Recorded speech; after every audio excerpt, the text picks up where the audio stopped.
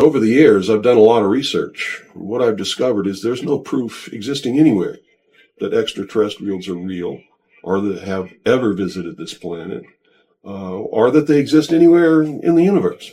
There is not one shred of evidence anywhere. It's just an incredible deception. And I'm just amazed that people have fallen for it in the manner that they have, in the absence of any proof whatsoever. I mean, they cite hearsay as proof. It's a scam. That's what I can tell you. What they call UFOs, these craft that fly around the sky, are real. But they're not piloted by some little green guy from some other planet. The technology is real. It's been kept secret, and it's been used to promote this concept that there's an alien threat to this Earth. The most ambitious and unrealistic space project cannot of itself generate a believable external menace. It has been hotly argued that such a menace would offer the last best hope of peace, etc., by uniting mankind against the danger of destruction by creatures from other planets or from outer space. Experiments have been proposed to test the credibility of an out-of-our-world invasion threat. Nevertheless, an effective political substitute for war would require alternate enemies, some of which might seem equally far-fetched in the context of the current war system. It may be, for instance, that gross pollution of the environment can eventually replace the possibility of mass destruction by nuclear weapons as the principal substitute for war. Are you beginning to get the message, folks? Poisoning of the air and of the principal sources of food and water supply is already well advanced, and at first glance would seem promising in this respect. It constitutes a threat that can be dealt with only through social organization and political power. But from present indications, it will be a generation to a generation and a half before environmental pollution, however severe, will be sufficiently menacing on a global scale to offer a possible basis for a solution.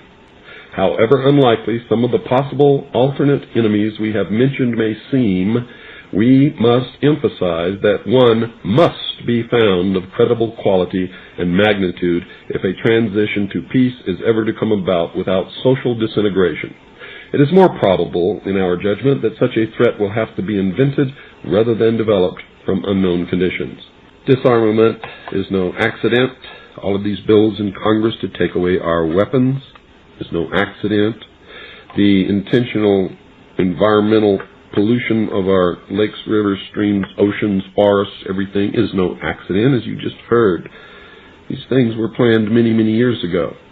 All the bombardment of the public with movies about flying saucers in the 50s, right after the United Nations Treaty was signed and the UN Participation Act was pushed through Congress, and all of the incidents since that have convinced the majority of the American people that flying saucers are real and extraterrestrials exist, and that flying saucers are from an extraterrestrial origin. This is being promulgated in many ways, by television commercials, in the movies, in the newspapers, by creating incidents either real or imagined. I believe, because of my research and because of the extensive documentation that I've found, that this whole scenario has been created to give us an artificial alien threat from outer space. During the Reagan administration, he made 6 speeches, specifically talked about a threat from outer space by some other species from some other planet. 6, ladies and gentlemen. Why would the president repeat the same thing 6 times, tagged on to the ends of speeches by him? The speechwriters did not put that in the speech. Ronald Reagan added it himself. This was a powerful suggestion to implant into the minds of the people of the world that there really is a threat from some other species, from some other planet to this Earth. Now, you people out there have been ignoring the UFO phenomenon for too long. It has all the earmarks of the most successful, most sophisticated mind control operation in the history of the world, and you are ignoring it. What better way to implement a plan to bring about a one-world government than to create create the possibility in the minds of the people of the world that we are being threatened from some other species, from some other planet, and do it in a way that if anybody questions it or challenged it or wants to talk about it publicly, that they are ridiculed. John Lear, welcome to the Hour of the Time. Thanks, Bill. Nice to be here. As you can hear, my voice is not too good, so I'm going to keep my participation in this interview to a minimum. And I'd like to start out, John, with give us some background. Tell us who you are and where you came from and what you've been doing all your life up to this point in as short a period of time as you can. Well, Bill, I'm an airline captain. I'm 50 years old, the big 50. I've flown about 160 different types of aircraft in over 50 different countries. I'm presently chief pilot for a cargo airline here in Nevada. We fly worldwide. I held 18 world speed records in the Learjet, including round the world speed record in 1966. And I'm the only pilot to have ever earned and held every airman certificate issued by the FAA. And among these certificates are the airline transport rating, flight instructor, ground instructor, navigator, flight engineer, dispatcher, mechanic, control tower operator, parachute rigger. And I hold the PATCO Award, that's the Professional Air Traffic Controllers Association Award for Outstanding Airmanship, presented in 1968. As you know, I flew missions worldwide for the CIA and other government agencies. I've flown in Southeast Asia. I flew there between 1966 and 1973. And I've had a lot of experience in flying in Europe, the Middle East, Afghanistan, the Far East, Africa, and both Pacific and Atlantic Oceans. I flew experimental test flights for the Learjet Corporation and other companies, but I really liked airline flying, and as an airline pilot, I was what they call a non-skedder, which means a pilot that flies for non-scheduled airlines, and I've flown for about 20 of those over the past 25 years of my commercial flying career, which has extended over 32 years. I went to college and studied industrial design, but I didn't complete the full course. I went on to aviation as a career, and I was the youngest Boeing 707 captain to fly in commercial service when I was 28. I ran for the Nevada State Senate here in Nevada. Was unsuccessful in my bid, and as you know, my dad was William P. Lear Sr., who developed the Learjet executive aircraft, the 8-track stereo, and was the founder of Lear Incorporated, which is now Lear Siegler Corporation, a large defense contractor. I've done a lot of writing. I've written about airplanes and other subjects. I was Middle East correspondent for Combat Illustrated between 1975 and 1977 when I was stationed in Beirut with TMA, Transmediterranean Airlines. And, my dad was really interested in UFOs and used to discuss it a lot to the great concern of the Pentagon because he was a defense contractor. But my interest didn't come around until, about 1985. A friend of mine who I had flown in Laos with came through Nellis Air Force Base. He was changing from the regular Air Force into the Air National Guard, and called me up, came over, and we had a few beers and started talking about where we'd been since we'd seen each other, and I asked him where all he'd been stationed, and one of the places he mentioned was Bentwaters. Now, Bentwaters, as you know, is an Air Force base about 70 miles northeast of London, in which we have a few planes and tactical wings stationed at. And this was supposedly a place where a saucer had supposedly landed in 1980. And I had heard about the incident, so when Greg said, Bentwaters, I said, oh, that's supposedly where that saucer landed in 1980. He said, no, John, not supposedly, it did. He said, I didn't see it because I was confined in quarters, but I know the guys that did see it, and he gave me the names of General Gordon Williams and Major Ted Conrad and Colonel Chuck Halt. And I looked at Greg and I said, you mean this stuff is real? There are saucers and aliens? He says, well, apparently so. So I thought I knew a lot about secret things and secret goings-on, but this one I had completely missed. So I spent the next 2 years kind of researching around, writing letters, taking field trips, trying to find out if there was such a thing as flying saucers and aliens. And my trips took me to Arizona, Colorado, New Mexico, California. And this was towards the end of 1987. And when I got back, I wrote what became known as the infamous John Lear hypothesis, and released it to a couple of friends of mine, and they released it on a BBS, and it was apparently downhill from there on. But essentially, what I thought I found out was that the government had been dealing with extraterrestrials since 1964, and that apparently we did have an agreement with them in which we would trade, we would help them keep their secret of their existence in trade for high-level technology. And that was the basis of the hypothesis. I'm not sure whether, in fact, that is what is happening. One of the things I've tried to do is file everything but not believe anything. As you know, Robert Anton Wilson says you are a prisoner of your beliefs, and I've really found that to be true, that if you get stuck in any one single belief, you're imprisoned that. Everything seems to orient towards that belief. So I've tried to keep an open mind on this, whether in fact there are aliens. I don't know that for a fact. Whether in fact there are extraterrestrial vehicles, I don't know that for a fact, but some of the evidence points that way. Well, we know for sure that UFOs are real. That can be proven by a short trip of about 140 miles northwest from... There's no question about that. The question is whether they're extraterrestrial or not. That's correct. What kind of credence can you put into the sources of your information, John? I mean, who are these people? Well, you have to realize that it's very difficult to establish whether somebody is telling the truth or whether he's a disinformation agent. In my particular case, since I am relatively high profile and have a famous name, I'm not sure whether that's a help or not, but I'm an easy target for disinformation. So to say that I have, the best of sources would not be accurate. I might have the best of disinformation sources, but I do have a variety of sources.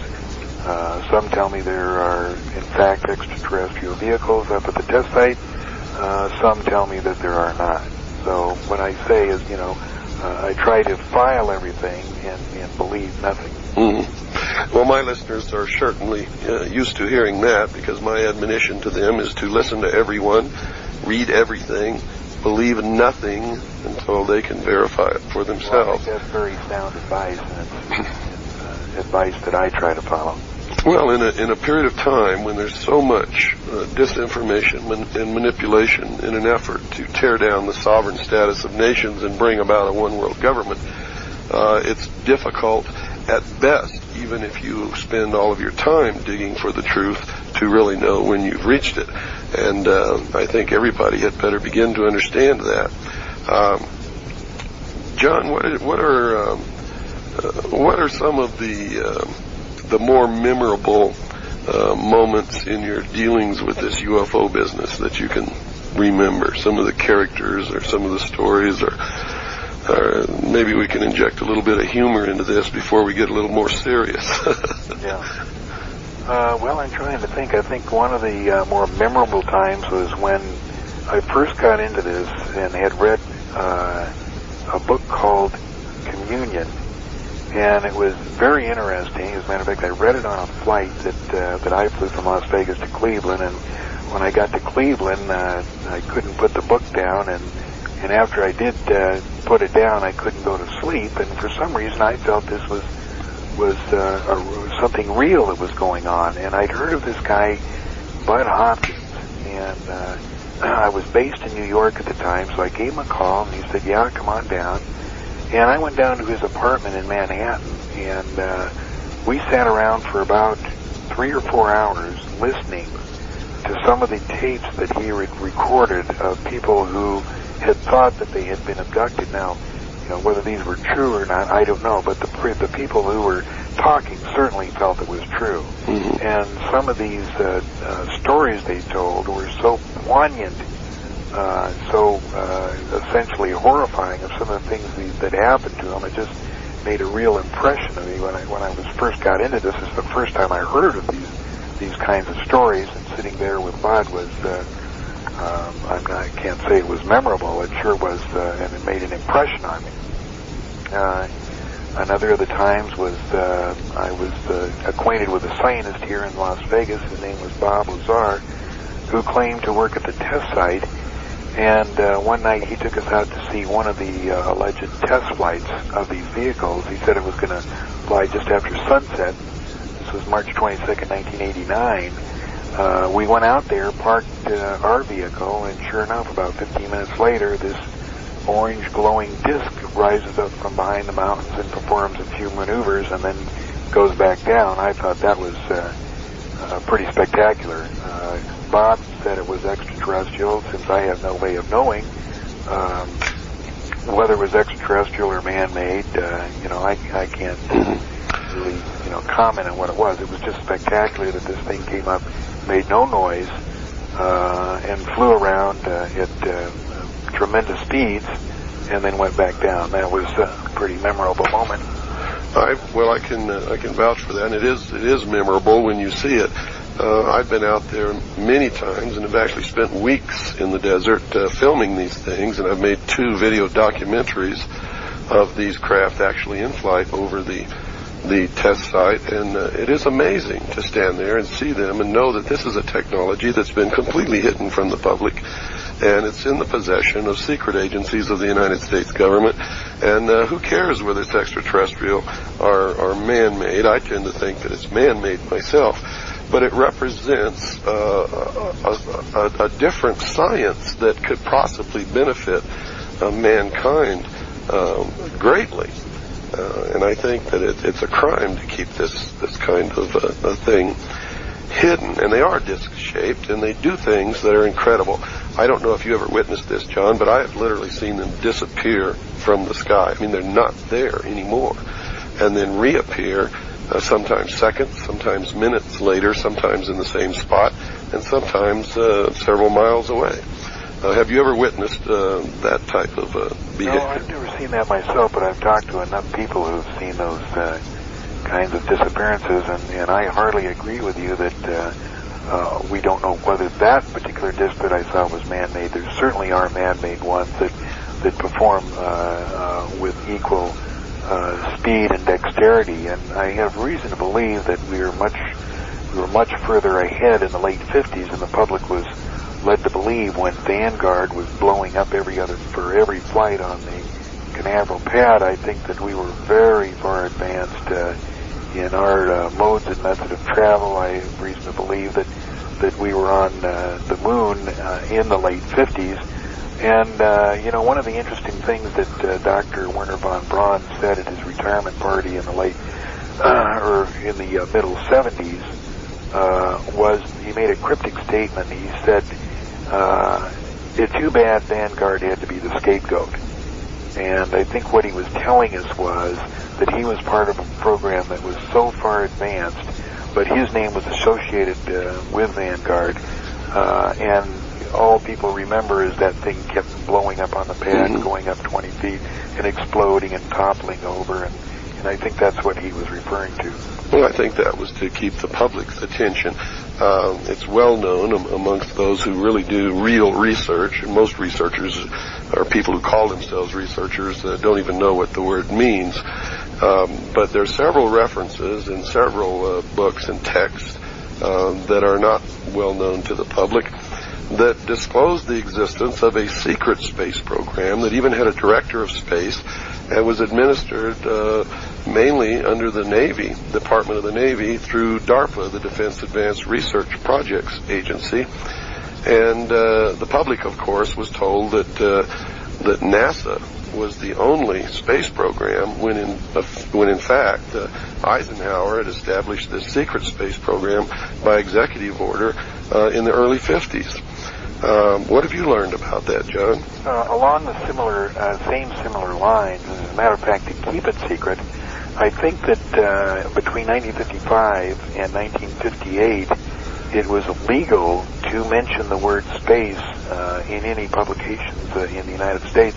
They were so afraid that the public would find out how far along they were, and only with the advent of Vanguard and that were these horrible examples of our technology were being shown to the public, so that they would think that there's no possible way that we could have advanced like we did. Mm-hmm. And so I agree with you. There certainly was a secret program going on at that time. Well, what brings the development of technology really home to me is my great-grandmother, who is no longer living, but I remember as a boy she would tell me stories of her trip across the United States from the East Coast in a covered wagon. And her first home on the West Texas prairie was a dugout with a sod roof. And she told me stories of the Indian Wars and all kinds of things. And she lived to see the development of the Boeing 707 and all the modern accoutrements of our society today. And I was always dumbstruck by this. I just could not imagine how people who went through that much of a transition in technology in their life could even keep their sanity, much less understand what was happening. Your father made a lot of references, and I understand that he was on a television show or something. Was it in the 60s, John?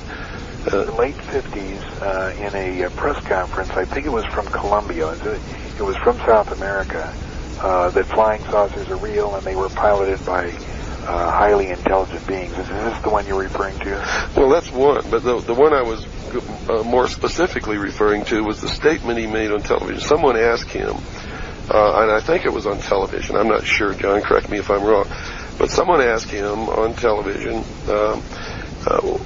since he was involved in the defense industrial establishment, just exactly where was the state of technology and what could we expect to see within the next 5 or 10 years.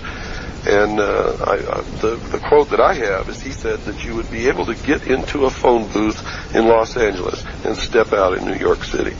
Yeah, that's correct. I think that happened in the late 50s. It was a television or radio program. I can't remember what. Well, isn't that's a lot of people don't pay any attention to that, but I know that this man, your father, was on the inside of the inner circle of the people who were developing the state-of-the-art of the technology of the world. And I think if he made that statement, he was talking about something that was either in the state of preliminary development or may have already been a reality. But, of course, those of us who served in the intelligence community, I was in the Office of Naval Intelligence, and you've been connected with the Central Intelligence Agency and the Joint Chiefs. We know that in secret they're at least 50 to 100 years ahead of anything that the public sees as the state of the art of any technology. No question about it. No question about it. And that's why when people tell me that we don't have a laser scalpel that could make surgical cuts like they find on these mutilated animals that's portable, I just laugh at them.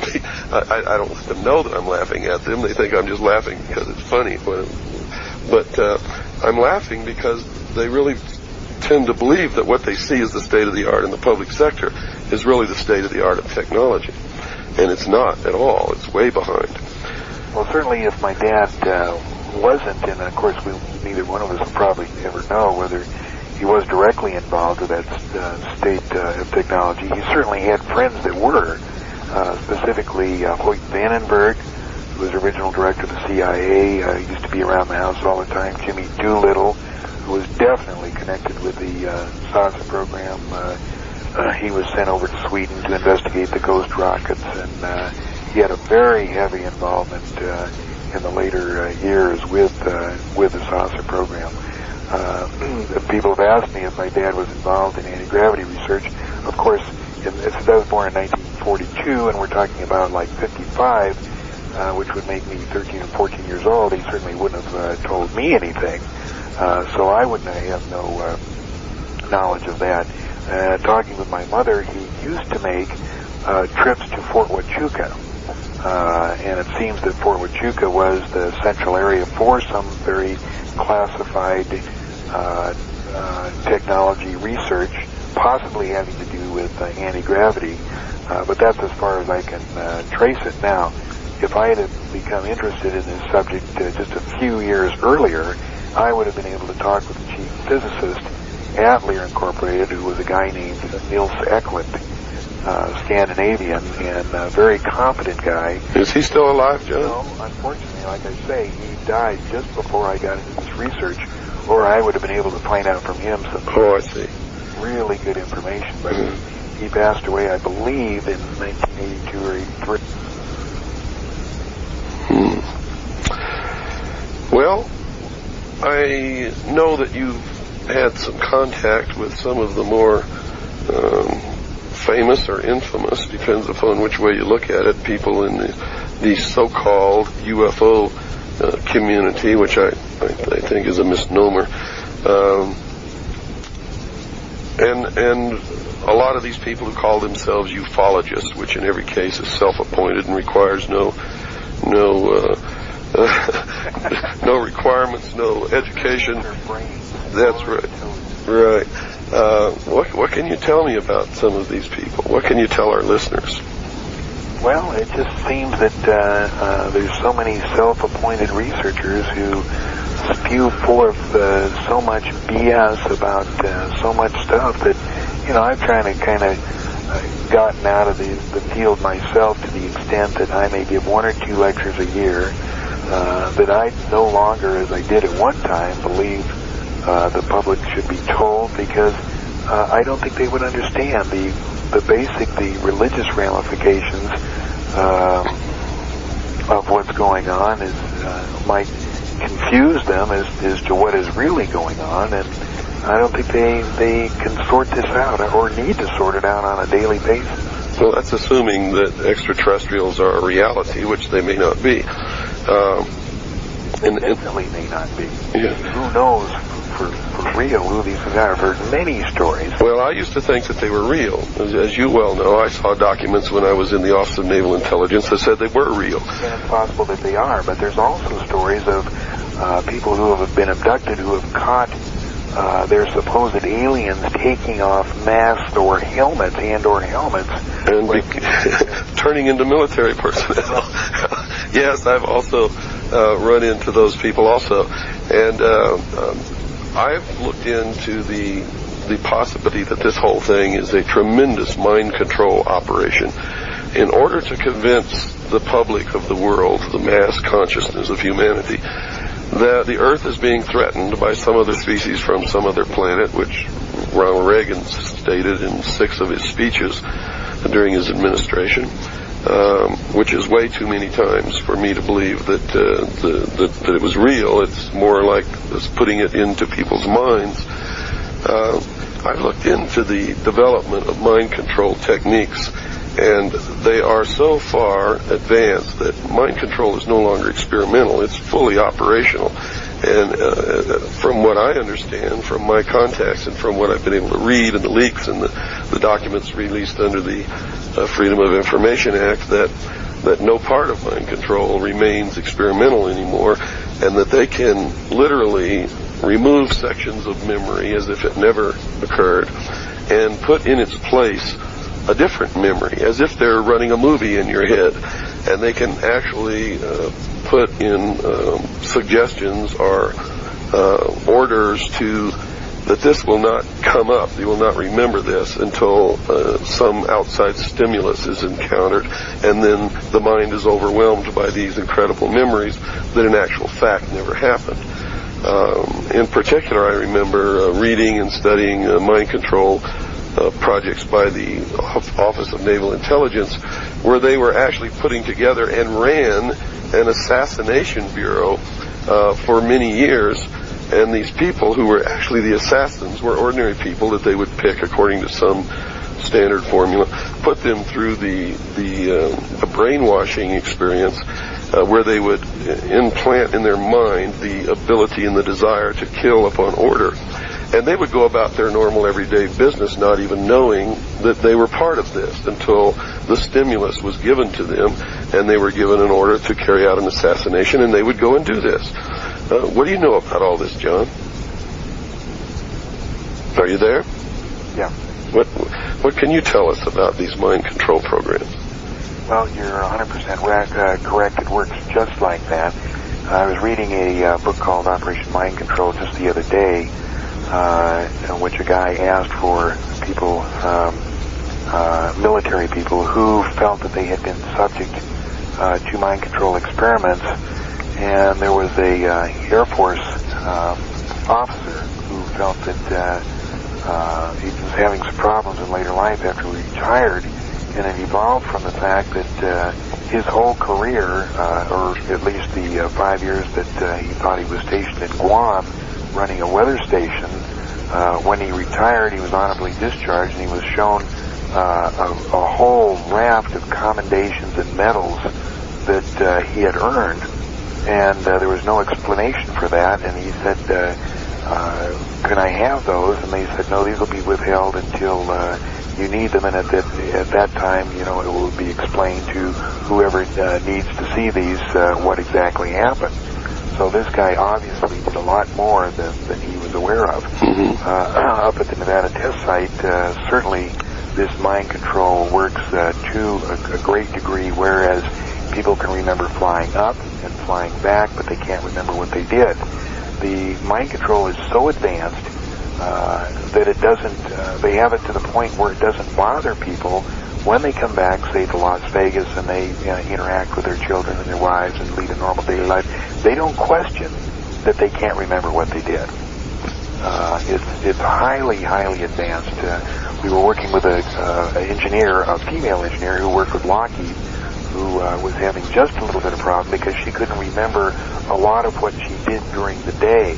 And I think that they were not too successful in the mind control program there because she did realize that there were same things going on. But it is highly, highly evolved. People would be just shocked to know how far advanced it has become. When I first started my crusade, I guess that's what you can call it, to try to wake people up, I had a tremendous faith in the American people that all that had to happen was for someone to open their eyes and show them that the normal everyday world that they live in is really a fantasy land, and then they would sort of take it from there, and it's not happening.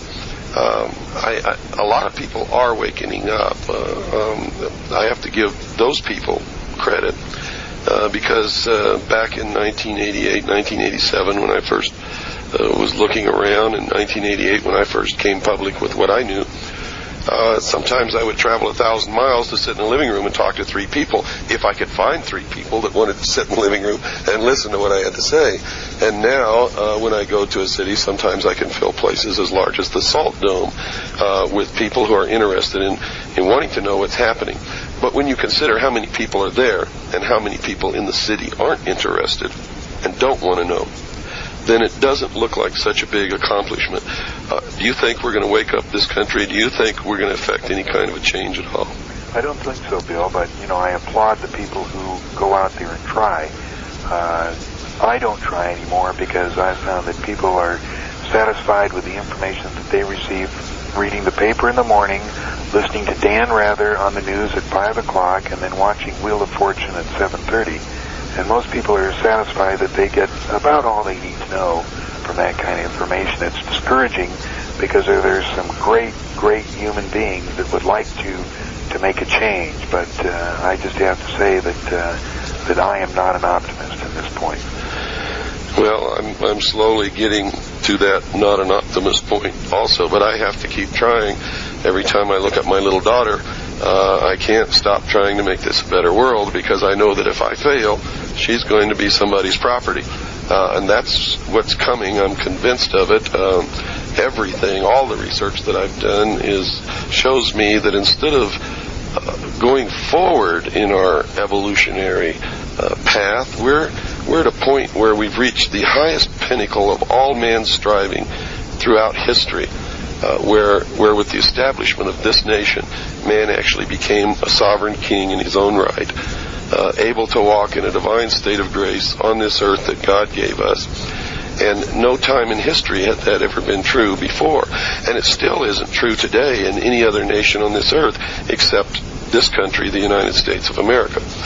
And what I see in the future is a step backward, back into slavery, in a totalitarian socialist world government.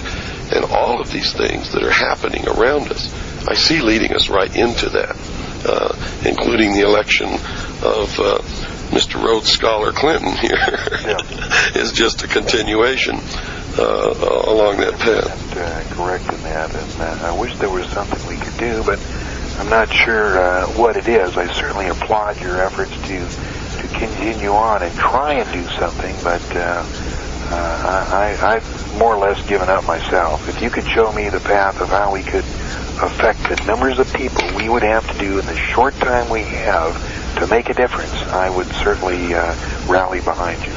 Well, time is short. It's so short that people call me and they write me letters, and they one woman wrote me a letter, and it was about 6 pages long, and it was all about her being upset with me because I had said that most Americans are stupid over the radio, and I use that term quite often because I've found that most Americans are stupid, and the definition of that word is mentally crippled. In many cases, it's not their fault that they're stupid, but nevertheless, they are. And she was so upset with that word that I knew that I had reached her and had made her angry enough that maybe she would begin to look at it, even though she was voicing great displeasure about it. You see, it's my theory that if I say Americans are stupid over the radio, only the stupid Americans will get angry when they hear it. I would prefer to say that they're ignorant. Well, it goes far beyond ignorant, John. Ignorant is when you don't know about something. You've never had an opportunity to learn. Nobody taught you. Have the information. That's right. Stupid is where you have the information and you don't know how to put it together. You don't know how to think originally. You believe what you're told all the time without question. And that's where most Americans are. They don't question anything. Nothing at all. And that is really bothersome to me. They believe they have a free country. They believe they have a democracy. Most of them don't even know the difference between a democracy or a republic. That's correct, and they don't understand that the increased use of the word democracy is leading us into socialism, because democracy is just another word for socialism. It's where everybody has a vote, and the majority get their way, and they always vote themselves all the benefits until there's nothing left, and a dictator rises up to take over and clear everything out. And that's always where socialism leads, and that's where we're going right now.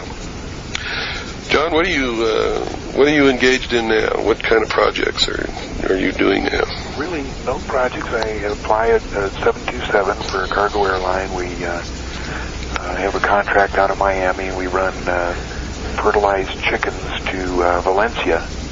Other than that, I'm working on my garden as usual. You know, when you're here, I like to have the greenest lawn on my block, and I like to do all kinds of gardening projects. Other than that, I'm quite heavily involved in computers. I got involved in computers a couple of years ago, and I have a PC, and it's mostly to write. And also, my wife has a actor and actress casting business. We cast extras here in Las Vegas for the movies that come from Hollywood. So I computerized her business, and I mess around with that. But that's about the extent of my extracurricular activity.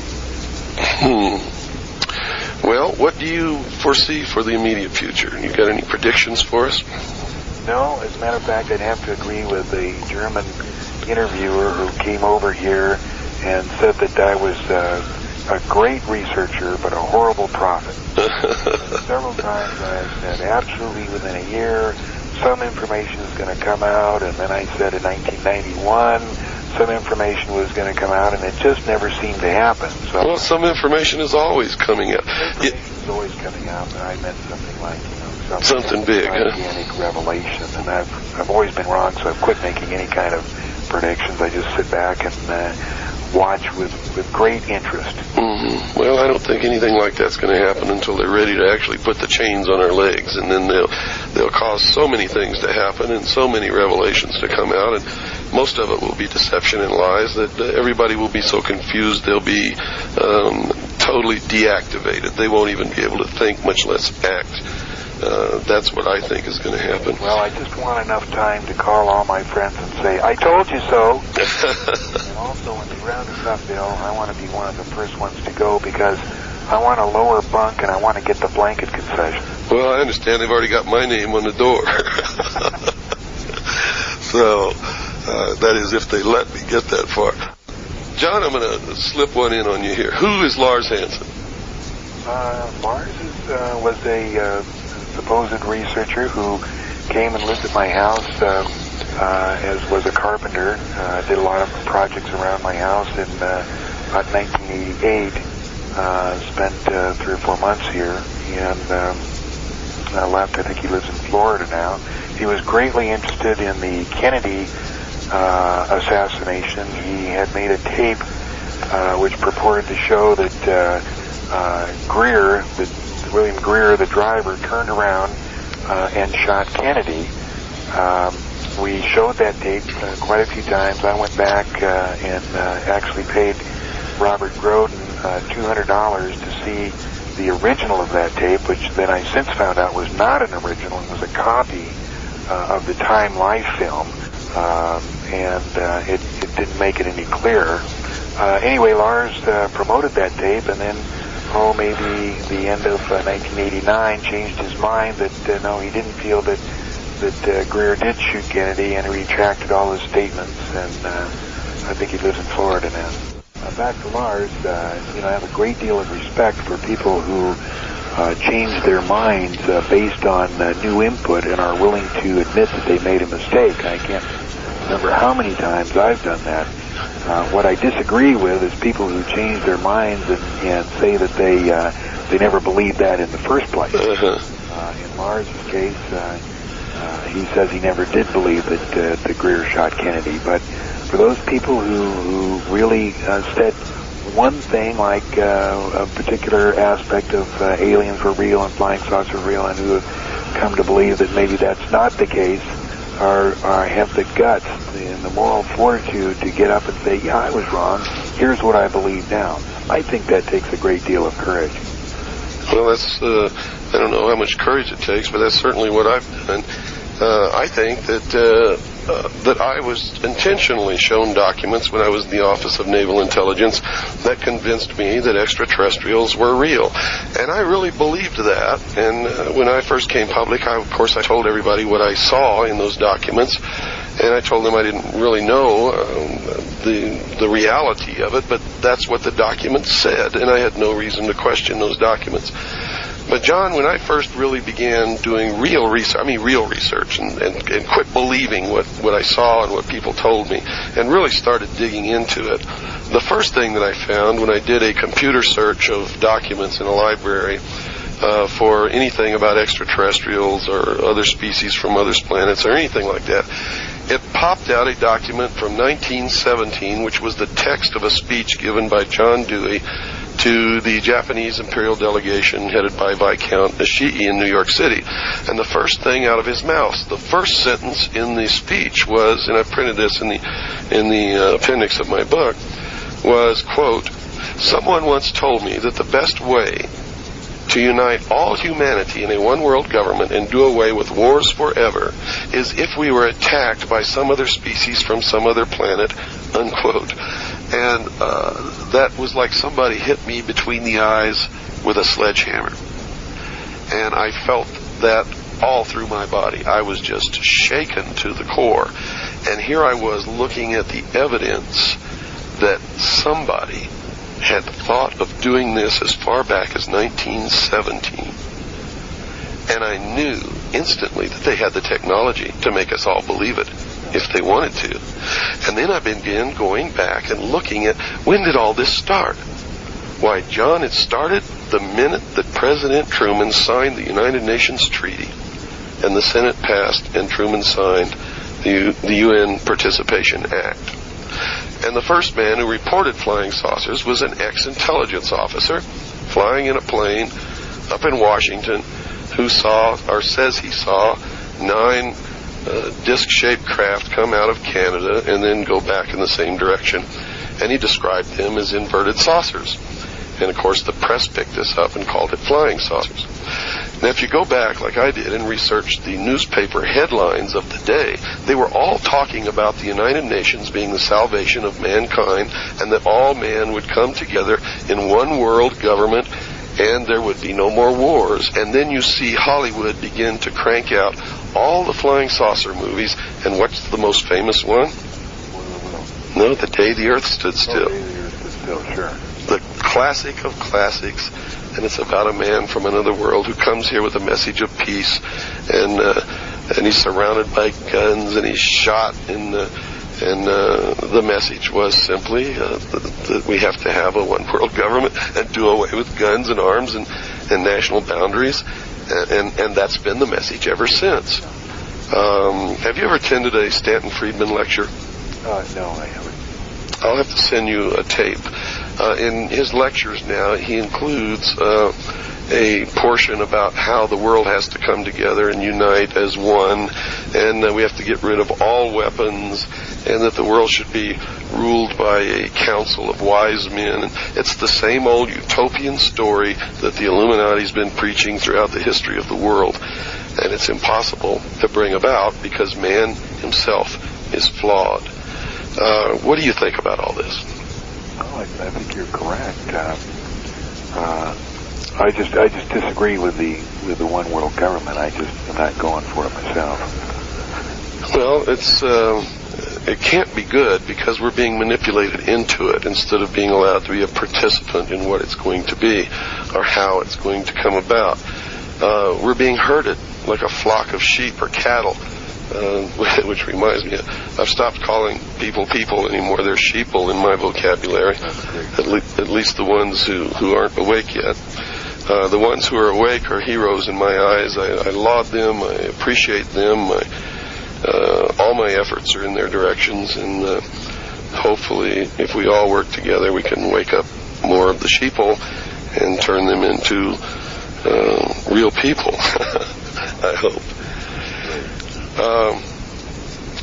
John, if there were something that you would, well, let me put it another way. Inside each and every one of us, there's something that we want to do more than anything else in the world. What is that for you? Bill, before I die, I want to be able to go to Carl's Jr. and drive up there and order a Carl's original hamburger and not have them ask me if I want a piece of cheese on it. Not bad. Not bad. What do you think about the cattle mutilations, John?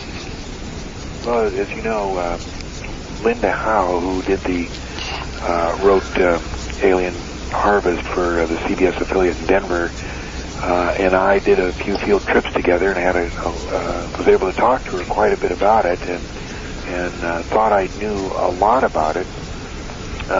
It's been very interesting. It's been going on for quite some time. It's obviously possible that we have the technology to do that. I suspect everything and everybody. Who is really doing it, I don't know. Why they're doing it, I don't know. I kind of suspect that AIDS comes into the question somewhere. But the more I find out, that the less I know. That's exactly what has happened to me. For every question that I have answered, that I have found the answer to, there's been 20 more questions posed. Yeah. So now I'm almost hesitant to have a question answered because it just raises 20 more questions. Well, you know, Arizona is one of the greatest experimental grounds for helicopter development in the country. Were you aware of that? No. They actually build Apache helicopters down in southern Arizona, and there's many times in Arizona you see flights of helicopters, all different types of helicopters. recently there's been an awful lot of black unmarked helicopters with dark windows. You can't even see in the things, but they're apparently able to change the density of the windows from light to dark at will, because you can see the same helicopter.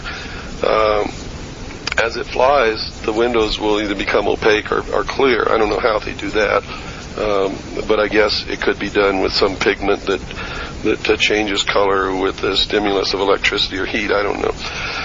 But coming back from visiting my parents in Texas, we were driving up Route 666 near the Roosevelt Reservoir, and my wife and I both witnessed two helicopters flying.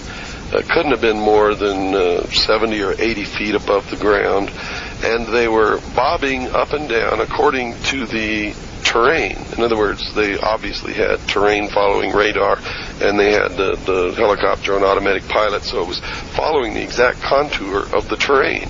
And it was amazing to watch this, and they passed no more than 100 feet in front of the car across the highway, and they made not one sound, no noise whatsoever. Now, I'd heard rumors that there were helicopters that made no noise, and this was the first time that I had ever seen helicopters that made no noise. But these were helicopters. They were military helicopters, and they made no noise whatsoever. So I know that the rumors are true, that we do have helicopters that make no noise, and at night could configure themselves to look like UFOs and fly around fields, and could pick up cattle without leaving footprints or signs or tracks, and could mutilate those cattle and drop them back in fields. Now, it's funny that not too long after these 10 or 15,000 cases of animal mutilation, mostly cattle, had been reported, we began to see stories in newspapers about cow's blood being used in emergencies for transfusions for humans. And we began to read all these experiments that they've been doing with cow's blood, but yet we can find no research facility by the government or anybody else with enough cattle to have performed any of these experiments to come up with the conclusions that they have reached. So I don't know the answer, and I'm not saying that that's the answer, and I'm not saying that it's the government doing it, but I'm very hesitant to believe that it's extraterrestrial simply because no one's ever been caught, mainly because of the nature of the organs and the tissue that is taken. All of it points to somebody wanting large amounts of blood, and number two, tissue samples that would tell what kind of pollution has moved up the food chain into large animals, specifically radiation. What do you think about that?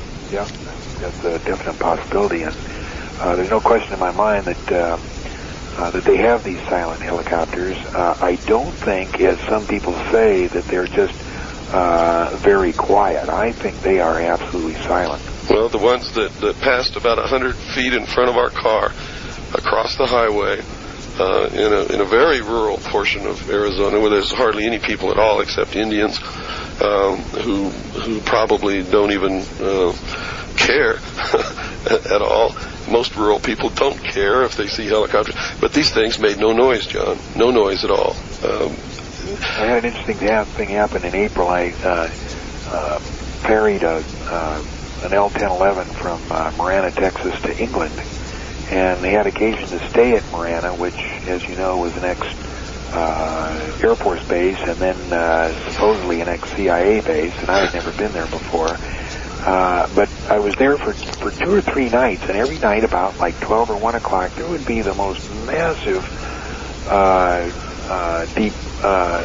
deployment of helicopters. It was just like being in Vietnam, and I spent several years over there. And I get up in the morning, well, where in the hell did those things come from?